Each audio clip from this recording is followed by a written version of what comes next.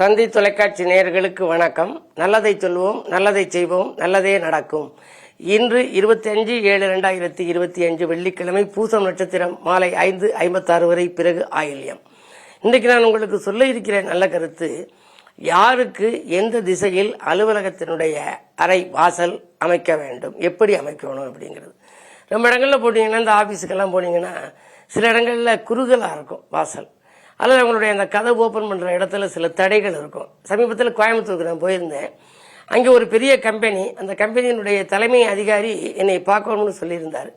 நான் இயற்கையிலே கோயம்புத்தூர் நிகழ்ச்சிக்கு போனேன், அதனால் அந்த இடத்துக்கு போனேன். அப்படி போகிற போது கதவு திறந்தால் அவர் உட்காந்துருக்க டேபிளுக்கு பக்கத்தில் 2 சேர் போட்டிருக்காங்க. இந்த கதவு இந்த சேரில் இடிக்குதுன்னு சொல்லிட்டு உள்ளே போய் உட்கார்ந்தேன். உடனே அவர் சொன்னார், இதே மாதிரி எல்லாருமே இடிக்குதுன்னு சொல்லிகிட்டே உட்காடுறாங்க, இதுக்கு என்னையா பண்ணலாம்னு கேட்டார். அந்த டைரக்ஷனை மாற்றி போடுங்க அப்படின்னு. சரியான அவர் உட்கார்ந்துருக்க இடத்த மாற்றி இந்த சேரை கொஞ்சம் இடிக்காமல் கொஞ்சம் உள்நோக்கி தள்ளி வச்சு போட்டிருந்தாரு. அதுக்கு பிறகு அந்த நிறுவனம் நல்லா நடக்க ஆரம்பிச்சிச்சு. நிறைய பாதிப்புகளோட மனக்கவலையோடு இருந்தவர் அவர். எதுக்கு சொல்கிறேன் அப்படின்னா, ஒரு இடத்துக்கு போனோம் அப்படின்னா அந்த இடம் ஃப்ரீயாக இருக்கணும். அந்த இடத்துல அந்த வாசல் எந்த பக்கம் நமக்கு அனுகூலமான திசைங்கிறது பார்க்கணும்.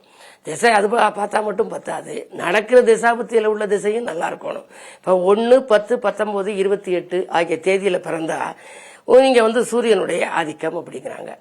2, 11, 20, 29 பிறந்தா சந்திரனுடைய ஆதிக்கம்ங்கிறாங்க. இப்படி நீங்க பிறந்திருந்தா உங்களுக்கு எந்த திசை அனுகூலமான திசை அப்படிங்கிறத பத்தி ஒரு பாடல் மாதிரி கருத்துக்கள் உங்களுக்கு சொல்ல போறேன். 1 எண் ஆதிக்கம் கிழக்கு ஆகும். நீங்க 1ஆம் தேதியோ 10ஆம் தேதியோ அதே நேரம் 19ஆம் தேதியோ 28ஆம் தேதியோ பிறந்திருந்தீங்கன்னா நீங்க உங்களுடைய அலுவலகத்துக்கு கிழக்கு பக்கம் நீங்க வாசல் உங்களை பார்க்க வரபோது அது கிழக்குல இருந்து நீங்க உள்ள போகணும். அப்படி இருக்கணும். அதுக்கு பிறகு நீங்க இருக்க இடத்துல உள்ள நுழைஞ்ச உடனே சூரியன் படம் மேல வச்சிருக்கணும். சூரியன் நீங்க பாக்குற மாதிரி இருக்கணும். வரவுக்கு பாக்குற மாதிரி இருக்கிறத காட்டிலும் நீங்க பாக்குற மாதிரி வச்சுக்கணும். அது மாதிரி ஒவ்வொரு நம்பர்களுக்கும், ஒவ்வொரு எண் ஆதிக்கத்தில் பிறந்தவர்களுக்கும் தொழில் நிலையம் எப்படி இருக்கணும், எப்படி அமைக்கணும், என்ன படம் வச்சுக்கணும், என்ன மாதிரி அந்த சீட்டு போட்டு நம்ம உட்காரணும் அப்படிங்கிறதெல்லாம் நிறைய அதனுடைய அடிப்படை கருத்துகள் நிறைய இருக்கு. ஆனால் இதுல நம்பிக்கையோடு நம்ம செயல்படுற போது தொழில் மிகச் சிறப்பாக நடக்கும், பொருளாதாரத்தில் திருப்தி இருக்குமா. சரி, 1 எண் ஆதிக்கத்தில் பிறந்தவங்களுக்கு கிழக்கு, உயர் 2 வடக்காகும். 2, 11, 20, 29 பிறந்திருந்தீங்க அப்படின்னா சந்திரபலம் உங்களுக்கு ஜாதகத்தில் நல்லா இருந்தா நீங்க வடக்கு நோக்கி நீங்க இருக்கலாம். நீங்க உட்கார்ந்துருக்க திசை வடக்கு பார்த்து உட்கார்ந்துக்கலாம். அல்லது உள்ள டைரக்ஷன் நுழையிற போது அலுவலகத்தினுடைய நுழைவாசல் வடக்கு நோக்கி இருக்கலாம். இந்த வடக்குங்கிற திசை காந்த திசைங்கிற மிக அற்புதமான வளர்ச்சியை கொடுக்குமா. பிள்ளையார்பட்டி பிள்ளையார் வடக்கு நோக்கி விட்டிருக்கிறார். ஆகையினாலே தான் பல லட்சம் பக்தர்கள் வருகிறார்கள். மிக அற்புதமான கேட்ட உடனேயே அந்த வரத்தை கொடுக்குது. கனவுகளை நனவாக்கும் கற்பகமூர்த்தின்னு நான் பாடலே எழுதியிருக்கேன். கவிஞர் கண்ணதாசன் ஒரு முறை வந்தார். அவருக்கு ஒரு பிரச்சனை இருந்துச்சு. சரி, பிள்ளைகளுக்கு கல்யாணம் ஆகணும் அப்படிங்கிறதெல்லாம் இருந்துச்சு. இங்கே கும்பிட்டாரு. கும்பிட்ட உடனேயே அன்றைக்கு இரவே அங்கே இருந்து, அந்த காலத்துல எல்லாம் தொலைபேசி, சிறுவடல்பட்டில் சொந்த ஊரில் தங்கினாரு. அந்த காரியம் வெற்றிகரமா முடிஞ்சுன்னு வந்த உடனே மறுநாள் காலையில எழுதி கொடுத்தாரு ஒரு பாடல். அற்புத கீர்த்தி வேண்டின், ஆனந்த வாழ்க்கை வேண்டின், நற்பொருள் குவிய வேண்டின், நலமெல்லாம் பெருக வேண்டின், கற்பகமூர்த்தி தெய்வ களஞ்சியத்து இருக்கை சென்று பொற்பதம் பணிந்து வாரில் பொய்யில்லை கண்ட உண்மைன்னு எழுதினாரு. வாழ்க்கையில் நடந்த உண்மையின் அப்படி உண்மையாக அவர் சொல்றாரு. அதுக்கு காரணம் வடக்கு நோக்கி விட்டிருந்து அருள் வழங்குகின்ற பிள்ளையார் சிவலிங்கத்தை கையில வச்சிருக்கிறார். இந்த வடக்கு பக்கம்ங்கிறது மிக அற்புதமான திசை. சில பேருக்கு அது ஒத்து வரும். ஒத்து வந்துச்சுன்னா பொன் குளிக்க வைக்குமா. அதனாலே உயர் 2 வடக்காகும், 3 எண் வடமேற்கு. இது மாதிரி இன்னும் எல்லா எண்களுக்கும் இருக்கு. தொடர்ந்து உங்களுக்கு தந்தி தொலைக்காட்சியிலே எந்த எண் ஆதிக்கத்தில் பிறந்தவர்களுக்கு எந்த திசை அனுகூலமான திசை, எந்த திசையிலே அவர்கள் அமர வேண்டும், எந்த மாதிரியான படத்தை வைத்து பார்க்க வேண்டும், எப்படி இருந்தால் அவர்கள் வாழ்க்கை தொழில் நிலையத்தை அமைத்தால் அவர்களுக்கு எதிர்காலம் சிறப்பாக அமையும், தொழிலே மென்மேலும் பணவரவு பெருகும் என்பதை பற்றியெல்லாம் தொடர்ந்து சொல்வேன் என்று சொல்லி இந்திய ராசி பலன்களை இப்பொழுது உங்களுக்கு வழங்கப் போகின்றேன்.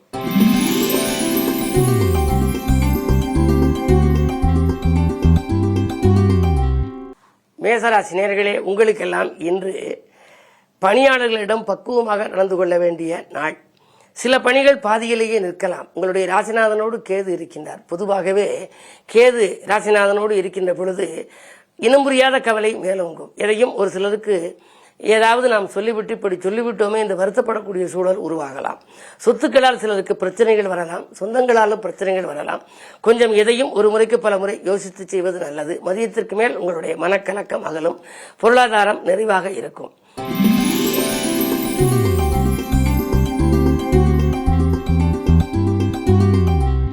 ரிஷபராசினியர்களே, உங்களுக்கு வருமானம் உயர்கின்ற நாள். வளர்ச்சிக்கு நண்பர்களின் ஒத்துழைப்பு கிடைக்கும்.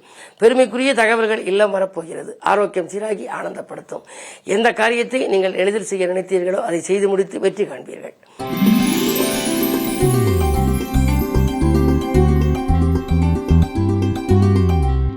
மிதுனராசி நேயர்களே, உங்களுக்கு ராசியிலேயே புதன் சுக்கிரன். இன்றுதான் மிதுனத்திலே புதனும் சுக்கிரனும் இணைகிறார்கள். புத சுக்கிர யோகம் என்பது ஒரு மிகப்பெரிய யோகம். உங்களுக்கு எதிர்பாராத தனலாபம் என்று கிடைக்கலாம் அல்லது இனிமேல் கிடைக்கலாம். பொதுவாகவே வாங்கல் கொடுக்கல்கள் சீராகும், சிறப்பாகும். பொருளாதார பற்றாக்குறையாகலும் வாங்கிய கடனை கொடுத்து மகிழ்வீர்கள். உத்தியோகத்திலே உயர் பதவிகளும் அதே நேரம் ஊதிய உயர்வும் கூட கிடைக்கலாம். இந்த நாள் நல்ல நாள்.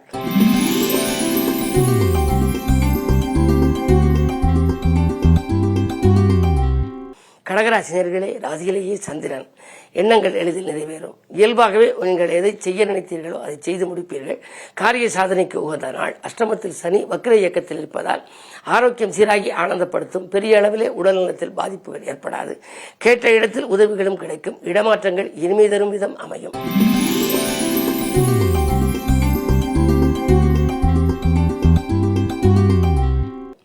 சிம்மராசினியர்களே, உங்களுக்கெல்லாம் பணியிட மாற்றங்கள் பணியிடத்தில் மாற்றங்கள் ஏற்படும். நீங்கள் செய்யும் வேலை பார்க்கும் இடத்தில் உங்களுக்கு திடீரென மாற்றங்கள் உருவாகலாம். வரும் மாற்றம் நல்ல மாற்றமாகவே இருக்கும். நீங்கள் எதிர்பார்த்த மாற்றமாகவே இருக்கலாம். ராசியிலேயே யோகம் செய்யும் கிரகம் செவ்வாய். எனவே உங்களுக்கு இன்று பொருளாதாரம் திருப்திகரமாக இருக்கிறது. உடன் இருப்பவர்கள் உறுதுணையாக இருப்பார்கள். நீங்கள் பொதுநலத்திலே ஆர்வம் காட்டுபவர்களாக இருந்தால் மேலிடத்தில் உங்களுக்கு நல்ல பெயர் கிடைக்கும். அதன் மூலமாக உங்களுக்கு ஒரு புதிய பொறுப்புகள் வரலாம். ஜென்மத்தில் கேது என்பதனாலே பயணங்கள் உண்டு. பயணம் பலன் தருவதாக அமையும்.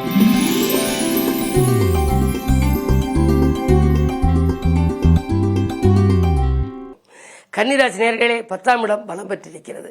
10ஆம் இடத்திலே ஒரு கிரகம் பலம் பெற்றால் முத்தான தொழில் வாய்க்கும் என்பார்கள். எனவே உத்தியோகத்தில் நீங்கள் இருந்து இதுவரை உங்கள் திறமைக்குரிய அங்கீகாரம் கிடைக்கவில்லையே, எவ்வளவு உழைத்தாலும் உழைப்புக்கேற்ற பலன் இல்லையே என்றெல்லாம் நினைத்தவர்களுக்கு இப்பொழுது அதிலிருந்து விஆர்எஸ் பெற்றுக்கொண்டு வெளியில் வந்து சுயதொழில் தொடங்கும் ஒரு சூழல் உருவாகலாம். அதற்கு நண்பர்கள் உறுதுணையாக இருப்பார்கள். உறவினர் வழியில் இருக்கும் ஒரு நல்ல காரியத்திற்கு உதவி செய்வீர்கள். குரு 10ல் இருந்து கொண்டு அது 4ஆம் இடத்தை பார்ப்பதால் பெற்றோர்களின் அனுகூலம் உங்களுக்கு கிடைக்கும். இந்த நாள் நல்ல நாள்.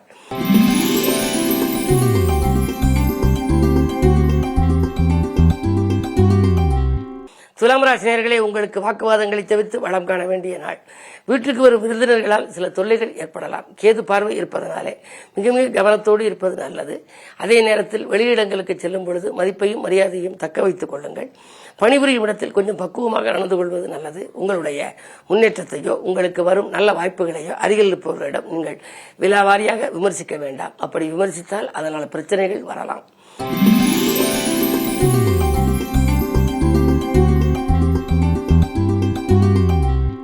விருச்சிக ராசி நேயர்களே, உங்களுக்கு அஷ்டமத்திலே குரு சுக்கிரன் புதன் இருப்பது நல்லது. மறைந்த புதனால் நிறைந்த தனலாபம் உண்டு. எனவே வெளிவட்டார பழக்க வழக்கம் விரிவடையும். விஐபிக்கள் வீடு தேடி வந்து உங்களுக்கு ஒத்துழைப்பு செய்வார்கள். நல்ல வாய்ப்புகள் எல்லாம் இன்று உங்களை தேடி வரப்போகிறது. புதிய ஒப்பந்தங்களிலே கையெழுத்திட்டு மகிழ்வீர்கள். விவாக பேச்சுக்கள் நல்ல முடிவுக்கு வரலாம். நீண்ட நாளாக இல்லத்திலே சுபகாரியங்கள் நடைபெறவில்லையே என்ற கவலை அகலும் விதம் இன்று நல்ல தகவல் இல்லம் தேடி வரப்போகிறது.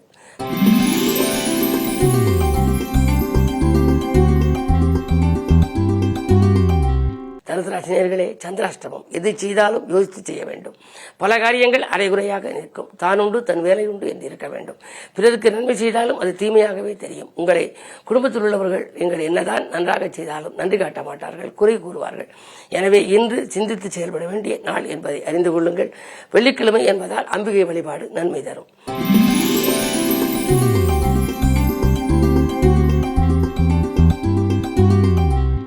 மகர ராசி நேயர்களே, அஷ்டமத்தில் கேது. அலைச்சல் அதிகரிக்கும், ஆதாயம் குறையும்.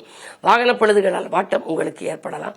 சிந்தித்த காரியங்களை செய்ய வேண்டிய சூழ்நிலையில் சில தடுமாற்றங்கள் உங்களுக்கு வரலாம். அது மட்டுமல்ல, வியாபாரத்தில் திடீரென இழப்புகளை சந்திக்கக்கூடிய சூழலும் உண்டு. பிறரை நம்பி பொறுப்புகளை ஒப்படைக்க வேண்டாம்.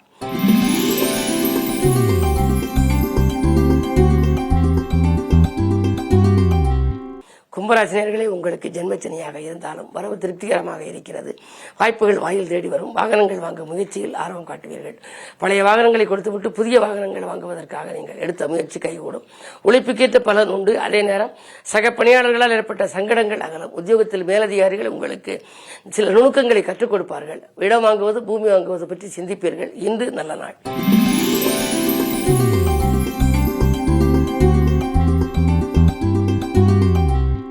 மீனராசினியர்களே, உங்களுக்கு அச்சமில்லாத வாழ்க்கைக்கு அடித்தளம் அமையும் நாள்.